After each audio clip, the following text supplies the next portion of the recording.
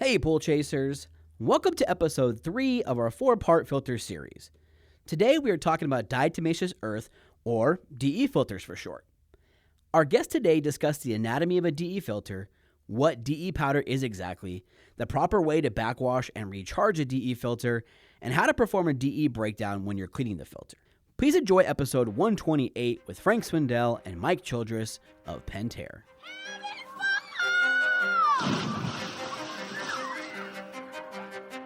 Welcome to your go-to podcast for the pool and spa industry. My name is Tyler Rasmussen. And my name is Greg Villafania.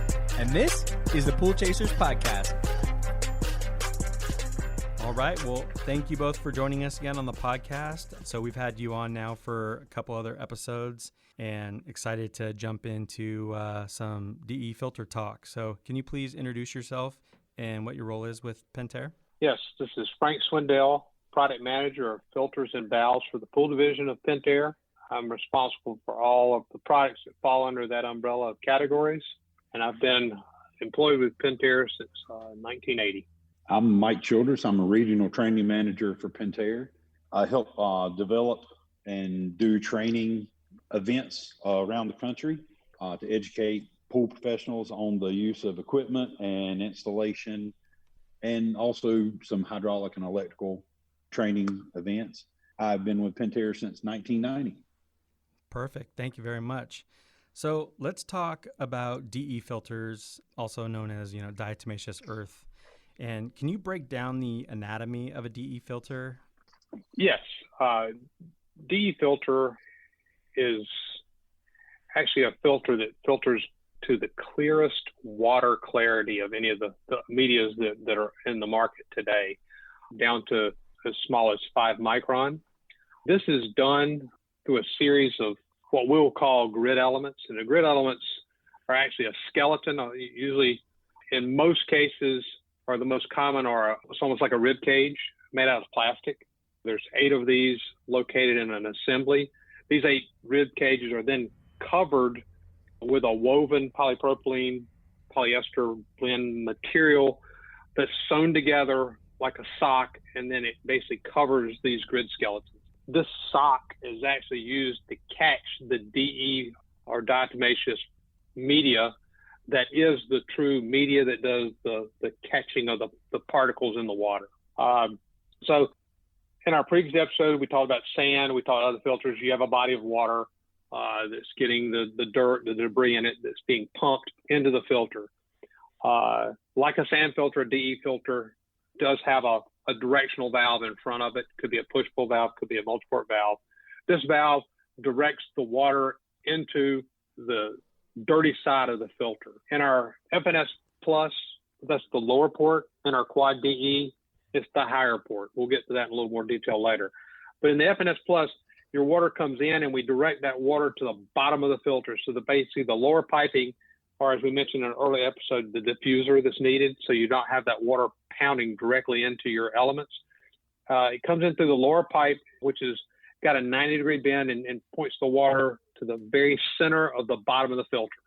So when the water comes on, it's directed to the bottom. That water then flows up and around the vessel, and then it comes to the grid elements. So the water goes to the grid elements and then back to the pool. What you do in this vessel, you have to charge it. So the DE is not a part of the vessel that you purchase. It's a separate item, usually bought in 50-pound bags. And then you make a charge. You take the DE powder and you mix it in a bucket of water. And the required amount of DE depends on the size of the filter you have. We usually recommend 1 pound of DE for every 10 square foot of filtration area you have. So 24 square foot would be 2.4 pounds of DE needed to charge your filter. So you make this slurry up in this bucket, and then you actually pour it into a skimmer, and that skimmer pulls that directly into the lower piping. It hits the lower part of the filter, it comes up, and then it coats this ribbed grid skeleton that has the cloth on it, and it evenly coats that cloth. And that gives you a very thin layer of DE powder. And DE powder, when it catches and collects, it's very similar to snowflake. When a snowflake hits one another, it actually catches and gives you a thin layer DE powder on the outside portion of the grid. And this is what catches the debris. And it starts catching debris as small as 5 micron, and it starts giving you a depth penetration. When you look at a DE particle, it's got a bunch of little bitty holes in it. So basically when it starts packing, you've got a lot of microscopic channels for the clean water to go through. Once it goes to the DE powder, it then passes through the cloth and into the skeleton where it's collected, and all the skeletons are attached to a manifold. So the very top of all these grid elements is a manifold.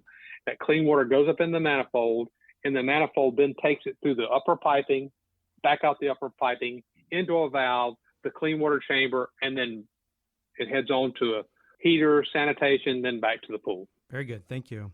And, once I choose to go with a DE filter, how do I know which size to go with? Again, like mentioned in previous episodes, you look at your body of water and you basically calculate the gallons you have, and then from that you look at the turnover rate you're looking for. Residential 12, you could go as much as 12-hour turnover rate. Calculate the actual flow you need, and then use a chart which we have in our manual. Say, hey, listen, this is the minimum size you need for a DE filter to adequately clean the pool that you have. Very good. And, what are some best practices for maybe installing a brand new DE filter? Once you get it located, you decide your location on your equipment pad, you get it plumbed in. The critical things with a DE filter is, one, picking the valve you wish to have, because your valve is going to be where your water comes in and out of. And so that's where your plumbing is going to start. You're going to make sure that you position that where your pump plumbing comes in, your return plumbing goes out, your waste plumbing has the proper channels for it to go. So that's how you put it on a pad. You then want to make sure that your vessel is full of water. You open the air relief, you turn on your pump until water is expelling out of the air relief opening. Then you close it. Then you turn off your pump, because this time you're going to get your DE slurry ready, because you don't want to run a lot of water through your DE filter without the DE powder. What happens, the cloth that catches the DE, if you run it too long with dirty pool water, that dirt will impregnate the cloth and make it less effective. So once you get it full of water, you want to make sure your slurry is ready to go. Turn your pump back on, make sure you got a good steady flow of water coming out. You mix the good slurry up, make sure it's good and mixed, and you slowly pour it in your skimmer. And that skimmer allows the water to be sucked, and that pre-coat to each grid element is done. And then once that's done, then you select your speed you want on your pump and start filtering your pool. Right. And the inlets and outlets are kind of opposite of a sand filter, right? We've had that. Some people you might think you could remove a sand filter and put in a DE filter, or vice versa, yeah. And you're actually gonna shoot stuff back in the water because it's reversed. So we've done that. I learned it the hard way. So just wanted to point that out. They're not an even swap, even though they both backwash. Yeah, and they're both our bulkhead centers on the Pentair branded or 8 or 7.5 inch centers. So your valves will fit the other versions, but the reason for that, in a sand filter, you want your dirty water to be on top of your sand media, because it works from top down. On a DE, you're bringing your water in at the bottom, because you're lifting the DE to coat the elements. Our quad filter, which is the reverse version, is inlets at the top, outlets at the bottom. We do direct the water to the bottom of the filter on that, the makeup of that filter, which makes that work a little bit different. Mm-hmm. But again, when you stop a DE filter, when it's early in its life and you turn the power off, the DE powder wants to fall away off of the skeleton. Right. And when it falls off, it gathers at the bottom of the filter. Some people will consider this as a recharge. It's a automatic recharge, because the DE falls off, and with the DE that falls off, some of your dirt and debris fall off too. Your dirt and debris are heavier than your DE. When you turn the pump back on, the pump, again, remember I said the diffuser has that water going to the very, very center at the bottom of the filter. What it does is it recharges that with that DE powder. It lifts the lighter DE back up to the elements and leaves that dirt in the bottom of the filter. So you can get some life. Your pressure builds up a little bit. You can turn the pump off and turn it back on, and it can give you a little extra life to the DE. So that's kind of why you have the inlet outlet flipped on the filters. Yeah. And we teach that in the service profession as regenerative. So if you want to extend your service time on filters, if you're running variable speed pumps at a lower speed and you're in a 24-hour runtime, you need to allow that filter time to rest. So when the pump shuts off, the DE cake will actually fall off the grids with the dirt. And then when the pump comes back on, it lifts the lighter DE back up and recharges the grid. So it regenerates the filter surface and it leaves the majority of the dirt in the bottom of the filter. And what that does for a pool professional and for a homeowner, it extends the cycle time, the time between cleaning, the time between backwashing, and it aids the life of that filter. Nice. And going back to the DE powder that you have to actually add, is that harmful to plants or animals? Just because, when you backwash it, you don't know where it's going to go. It could go in grass, in the dirt, in rocks. We've seen it go in a lot of different places, but is that something that can be harmful to any one of those? Diatomaceous earth is actually skeletal remains of microscopic one-cell aquatic plants called diatoms, also known as diatomite or DE. So that's what diatomaceous earth is. Under a microscope, you look at it, they're very intricate. They basically, some can be boat shaped, some can be needle shaped, some can be, and when you say needle shaped, when you look at it, it's got a bunch of little bitty pores through it. So it's basically an awesome structure to hold back product bigger than that, but allow fine water to penetrate. When it's mined, it's pulverized into like a powder. It looks like baby powder. Where it's an issue is in the dry state when you take it out of the bag. You don't want to inhale it because you could breathe it in, it can coat your lungs, and you don't have a backwash system in your body to get that back out. So we do recommend a mask. When you backwash it, it's damp, it's wet, it's not in the state where it can easily float in the air and be breathed in. But you want to have backwash in most cases. Put a separation tank that catches that particles, and therefore it's not dispelled out into the backwashed into the ground. It's not harmful, to my knowledge, to animals. The only thing I know the powder itself before it's wet is used some type as an insecticide. It actually can get rid of ants, but I don't know after it's wet that's truly the problem. So the only way I know of it is when it's dry. You really would love to have a going into the sewer or a separation tank that you can then throw it away. Okay. If for any reason, if you were doing it into the dirt, grass, rocks, whatever it may be, and there's a lot of it, could that possibly mean that somebody has added too much DE at one point in time and they didn't measure it properly? Could be that, or it also could be that when they did their initial when they did their last backwash or the last couple backwashes, they didn't have an effective backwash. Some of the things you have when you do backwashes, as Mike mentioned earlier, water wants to take the path of least resistance. If you don't hit the DE filter with the proper flow rate when you backwash, and this is probably more critical when you use variable speed, you want to make sure you get a good blast of water to remove the DE, because once you start removing DE, you now have an easy path for water, and water does follow the path of least resistance. Similar to what I mentioned in sand, where I said you had you had a maximum of 20 gallons per minute per square foot for filtration, but you had to have at least a minimum of 15 gallons per minute square foot of flow rate per sand filter.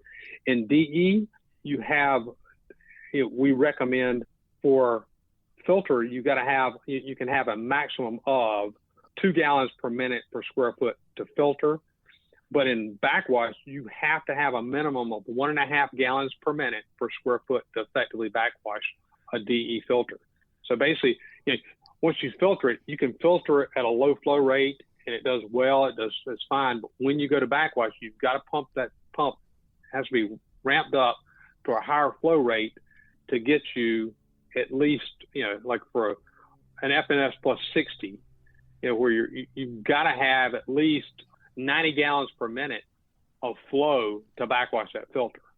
So if you're flowing, if you're filtering at 30 gallons per minute for all to save energy and for your homeowner, if they turn around and just go directly to backwash at 30 gallons per minute, they're not going to effectively backwash that filter. And therefore, you may have just a very small amount of DE on the ground. Then if you backwash at a higher flow rate, you could get more. I hope that makes sense. Another thing to remember, as I spoke earlier, you need to rest the filter, allow a filter to rest or decompress before you go into backwash. And with most DE filters today, their grid assemblies are vertical. So you're lifting the DE and coating the grids. So when you turn the pump off and you decompress the filter, as the filter decompresses, it's like trying to build a sandcastle with a bucket full of water. When you put the sand in it and you turn it upside down, it's just going to flow out. It's not going to make a sandcastle. As long as that grid is submerged in the water inside the vessel, the DE is going to start to fall off when you take the pressure away. So if you allow that filter to relax by turning the pump off and doing something else for a period of time, 5 minutes, say, that DE grid or the DE cake will actually start to fall down into the bottom of the tank. And what is left on the grids, if any at all, there will be some left on the grids, but what is left on the grids will actually be loosened up. That way, when you do go to backwash mode, it's easier to push that DE off and get it out of the filter. So Right. it is very important to allow that filter to rest for a few minutes before you go into backwash mode, so it backwashes effectively. That's a good point, because I think a lot of people turn the systems off, right? You know, you turn it off, flip the handle, pull it up or push down, then you turn the system right back on. You know, you're not giving the proper, amount of time for it to settle and get rid of the actual dirt off of the grids. Yeah, because once you initially shock it with that flow and backwash, you're going to blow big chunks of DE off of the grid assembly, and now the water is going to go through those areas, and it's not going to go through any of the other areas on the filter. The DE cake is still going to be stuck to them. Well, you'll backwash it and your water will come out looking clean. Then you're going to go to recharge it. Well, you only discharged, let's say, 1/3 of the DE in the filter. And now you're going to overcharge it by adding the appropriate amount back to the filter that still had way too much DE in it. And if you keep doing that over time, you effectively ruin your filtration area, because now water's flowing past the least resistance. Now you have channels throughout the DE cake inside there, and you're only filtering in those channels. You only backwash in those channels. And eventually you're going to go to take the top off the filter and you can't get it off because there's so much DE packed inside that tank. It's impossible to get it off sometimes. Right. Yeah, that's a good point. And what's the proper way to recharge a DE filter? And how do you know how much DE to use? Again, as Mike stated, it's critical to make sure you do a good, effective backwash. DE filters, sand filters, cartridge filters, the cleaning time is basically start looking at, again, rule of thumb, 8 to 10 psi pressure increase on your pressure gauge. So when that's reached, you want to make sure you turn the pump off, move the valves to the backwash position, and make sure you have the proper flow rate. Again, that's critical to make sure that you have the best rinse of your grid elements, get that DE powder clumped out of there.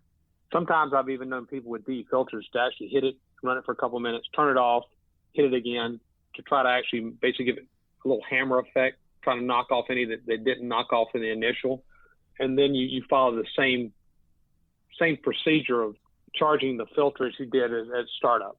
If you've used 2.4 pounds, you put 2.4 pounds back in. The only way to know if you've got a 100% clean grid element and inside is actually to take it apart and hand clean it and hose off all the elements, get all the DE out. But again, a little bit more than you have in there is not bad. When you get 30-40% more than you need, you start having bridging. And what bridging does is it basically starts going from one grid element to the other. And these grid elements, like I said, are shaped like ribs. The outer and the inner surface are doing filtration.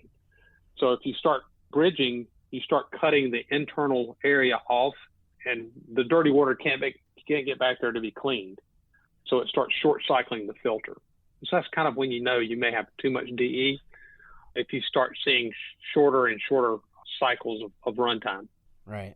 I think it depends on where you're at in the country and stuff, but we always recommend taking apart the grids at least every 6 months, just because if your technician's not very knowledgeable on backwashing or not doing it properly, or it's just a good practice to have to take it apart, clean it every 6 months, so you make sure it's getting recharged properly and filtering properly. And again, back the way Mike was saying, most of them are cylinders and they go from bottom up. Well, in backwash, the way the F&S filter is, your manifold's at the top. When your water comes in, you sort of utilize gravity in your backwash as well. It starts hitting the elements, and as it starts doing it, it wants to fall. So as it starts loosening up, or as it's rested and it's loosening up, when the water hits it, it's sort of utilizing gravity to help the DE cake fall off the grid itself. Right. And typically, when you're cleaning a filter, you're calling it, sometimes it's called a DE breakdown. What's the kind of proper way to clean that and take those apart? Basically, once you get the grid element, you've taken the filter apart.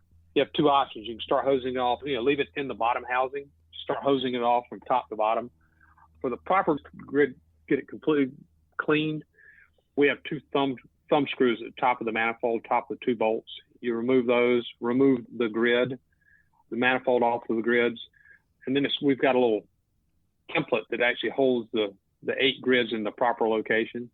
You can individually take those out and hose them off, paying close attention to how they fit, because in our grid style elements, we have 7 full grids and 1 partial. The 1 partial is critical where it is, because it aligns with the outlet pipe that carries the clean water back to the filter. So in that one slot, you can't have a full grid. And all of our grids the necks of our grids have 2 location tabs. So it allows you to only go in one way when you're putting them back together to reassemble it. As you're taking apart, the 1 partial grid has to align with the outlet pipe. Yeah. I always recommend starting with that one, because if you put that one in place first, then all the other ones are the same size. Yeah. So making sure to keep really good note of that. But I think one thing we realized through this DE clean process, and Greg was good at that in the initial bids, was figuring out kind of where the customers want this to be done, because it can be pretty messy, and there could be DE everywhere, all over the equipment, all over the ground.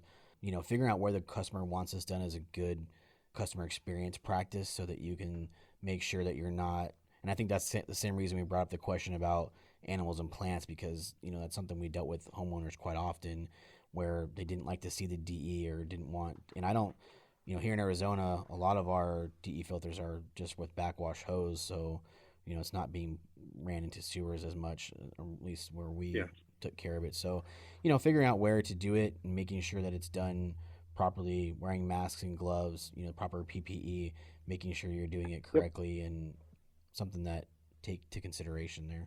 Yes, it's definitely a messy operation. So you do want to, that is a good point. You want to make sure the homeowner knows that it's a messy operation, and where would they like the mess to be to make the smallest amount of cleanup. It would be nice to have a good area to do that. Yeah, and another good practice is to check the top manifold. A lot of times they'll have cracks in them. You can get D back in the pool. The standpipe O-rings sometimes break off, so you got to check those standpipe O-rings. You want to make sure that those are either new or lubed up so that the grid assembly comes off smoothly. A lot of times, if you don't, those grids are really heavy with DE and the water, so you got to be careful to take those off properly and not crack the manifolds, because a cracked manifold will allow DE back in the water, just like a broken grid will. Yeah, you've made a very good point, because DE filtration is different than the other two because it is a powder. And like you said, if there is a crack in any of your plumbing internal that filter, it finds it puffs back to the pool. It's very relentless when it has a gap or opening. It will go through. If it's a very small area, normally it'll cake over, but you will have that puff. It is a messy, so you want to make sure you do have, inspect all those parts before you put them back together to make sure there aren't any cracks. Anywhere there's an O-ring, you want to make sure you remove it, clean it, lube it before you put it back on. Yeah, inspecting the grids too, like we said, making sure you look at each one, make sure there's no broken ribs, no cracked, no cuts in the fabric, things like that. I did have a question on the tank body O-ring. I hear different opinions on this because, when it comes from the factory, it's not really lubed, and some people think you should lube the tank body O-ring when you're doing filter clean. Some say not. What's your opinion on that? I was going to say I don't recommend over lubricating any O-ring. Excessive lubrication is going to be a place where dirt and any kind of debris is going to attract itself to. In a tank body O-ring, there's going to be areas of that O-ring that are exposed and dirt can actually stick to it. And with the filter, as it cycles from pressure to no pressure, it expands and contracts. And that can actually cause that O-ring to move slightly. If there's any dirt or debris stuck to that O-ring, breach the seal and cause a slow drip or a small leak. So I recommend the proper amount of lubricant is going to be just enough to make the O-ring shiny, not have gobs of lubricant on it. Just too much lubricant is always going to cause a problem with any kind of O-ring in our industry. And the one thing I'll add to that is the rule of thumb I use is if an O-ring isn't moving, it really doesn't have to have lubrication. When I say moving, pistons, the O-rings on a piston rod assembly for a push-pull valve lubricate because it's moving. The tank O-ring, it's a big O-ring, it's compressed. As you put if you put lubrication on it, you can, as you compress and want to squeeze it out. I don't recommend it for the tank belly O-ring because it is a big O-ring that basically needs to be squeezed. It's not moving. It's a static seal. Right. Yeah, I agree with both things you guys said, but I guess older filters might need a little bit of lube because after time sitting in the sun, those tank bodies can warp. That's another good thing to do is mark where the tank bodies are when you take them apart so that you kind of line them the same because they do over time in the sun, especially here in Arizona, tend to warp and shape in a certain way. And if you don't put it back together that same way, it can leak. But, they do need sometimes a little bit of lube to slide back on the O-ring. But, yeah, you definitely want to be sure to use, as little as possible on those and make sure that it has a good seal. Yeah, I recommend just enough to make it shiny. That is enough lubricant to allow it to move a little bit without being excessive. And really, as you're pointing out, the only movement I'm worried about is putting the O-ring on and getting everything together. As Frank stated, once this O-ring is compressed, it's stationary. The only movement it's going to see is when the tank expands and contracts during operation, there's going to be very slight movement on it. Not much, but just enough that it could draw debris into. Yeah, and talking about it expanding and contracting and all that, have a little bit of a recommendation here on the podcast. If there's any way that maybe one day on the filters on the bottom and top of the tank body that maybe from the manufacturer an arrow could be put on the bottom and top so that every time it gets taken apart that it can be aligned right back where it was from when you took it off, because that is something that we did. We would just mark really lightly with a Sharpie in the back of the filter, or we would put arrows so that we knew where the top and bottom aligned up. So when we took it off, it went exactly back into the same spot that it was before. I said, yes, we'll look at that. Yeah, it's a good practice for people. What tools, do you typically need to kind of do a filter clean on a DE filter? All it's needed for the FNS Plus and the Quad DE is a 7/8 inch socket to remove the clamp band. Yep, that's a good thing to know. It's usually a deep socket because that's you gotta, and it's a lot of revolutions on that as well. Yeah. Right. And how can you tell if a grid is broken or when they should be replaced? Grid is broken is not as apparent in the normal operation of the filter most of the time, unless it cracks enough to rip the cloth. There's many cases I've seen old, 8-10-year-old grid assemblies come in where some of the skeleton inside, due to the pressure differential between the dirty and clean, has collapsed. They're not given as good a structure for the filter mode, but until it actually rips the cloth, you don't know it. And that sign is basically DE back in the pool. unless you do the manual clean and inspect the elements, you a lot of times you don't see that.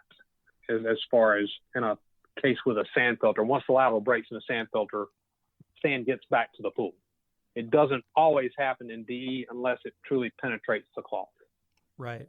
And so if any one of these parts gets broken or anything like that, people can easily, once they have the part number, they know which DE filter they're dealing with. They can go even online to the Pentair's website and look at the manual, and there's a nice little diagram that shows you exactly what is what.